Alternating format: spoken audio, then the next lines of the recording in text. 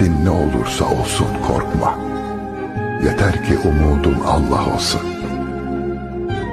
Herkes bir şeye güvenirken senin güvencen de Allah olsun. Hiçbir günah Allah'ın yüce merhametinden büyük değildir. Ama sen yine de günah işlememeye bak. La tahsen, üzülme. Derdin ne olursa olsun bir abdest al, nefes gibi. Ve bir seccade ser odanın bir köşesine. Otur ve ağla. Dilersen hiç konuşma. O seni ve dertlerini senden daha iyi biliyor, unutma.